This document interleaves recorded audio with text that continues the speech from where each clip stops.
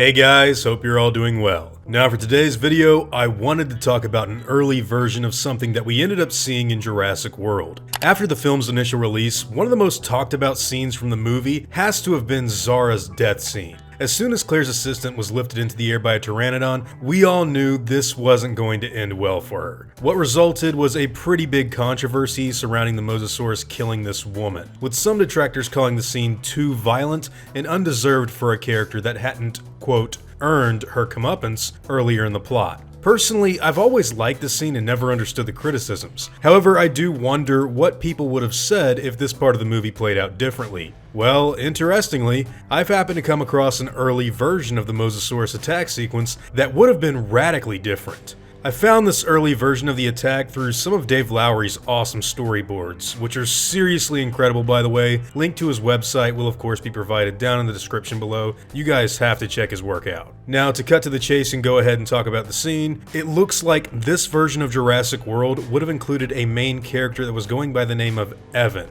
I'm going to assume this is a prototype version of Owen Grady after they canned the Vance role from the Gojifan Silver script, but still before a lot of the other stuff that got finalized in the film itself. Anyways, Evan happens to reach out to some unnamed tourist who's presently in danger of falling off of the monorail and into the Mosasaurus lagoon many feet below. Just as Evan grabs hold of the tourist, a large shadow casts itself over their bodies, and the two turn to see a hungry Pteranodon taking advantage of the situation. The pterosaur nips at their bodies before grabbing the man by his leg, with Evan still holding on for dear life. A rescue team on jet skis and motorboats starts to come en route to save the people in peril, but it doesn't look like they're gonna make it in time. Back to the unnamed tourist perspective, we get the terrifying image of the mosasaur rising up from the depths to chomp down on the Pteranodon just as it had done countless times earlier with the great whites. After latching onto the reptile's feet, the mosasaurs would try to tear the animal away from the man's leg, with Evan still holding on in a desperate attempt to save him.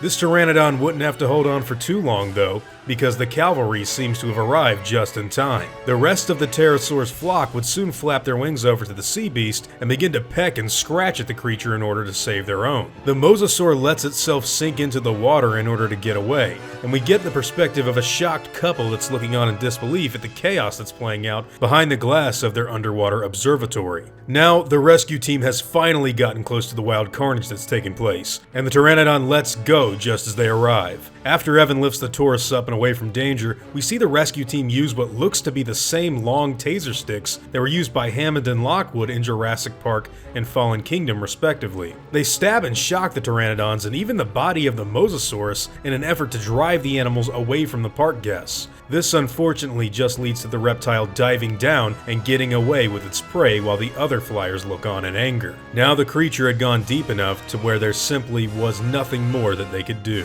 So this scene was originally constructed in a radically different way to what we saw on the big screen. The very idea of a Mosasaurus latching onto a Pteranodon that's latching onto a man's leg who's being held up by another man seems pretty bonkers and downright insane in my honest opinion. But then again, it wouldn't be any more outlandish than a Mercedes-Benz single-handedly pulling up the Fleetwood RV in that thick mud while the vehicle was in the process of falling over the cliff. Still, I'm not so sure I would have been sold on how this whole thing would have taken place. From what it looks like, the Pteranodon was still flying in the air while the Mosasaurus had chomped down on its legs, so most of the weight that Evan was fighting back would have been from the pterosaur and not the giant water reptile beneath it. But then the Mosasaur sinks down and you just gotta ask yourself, how is this even happening? Still kinda wild if you ask me, but anyways, that was originally how this scene was storyboarded for Jurassic World. I gotta say I really prefer the version they went with. Seeing the Mosa get a double kill with both the Pteranodon and Zara is actually a highlight of that movie for me. Plus, it's presented to the audience in a shot that directly mirrors the scene where it eats the great white, and the audience's reaction to this prehistoric predator during both situations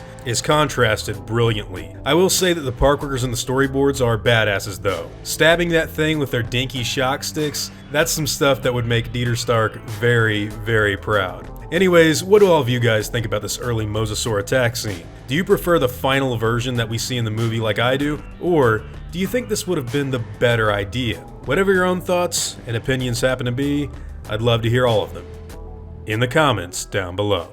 Now before I go, I'd like to thank all of my game wardens, as well as all of my InGen executives. I'd also like to thank all of my park workers and InGen hunters as well. It really means the world to me that all of you continue to watch my videos, and I never want any of you to forget that. Now, I'd like to thank all of you for watching today's video, and hope you all enjoyed the content. If you feel like I deserve it, I'd appreciate the like, and hope that you'll consider subscribing if you're interested in hearing from me again. See you all in the next video, guys, and as always, take it easy.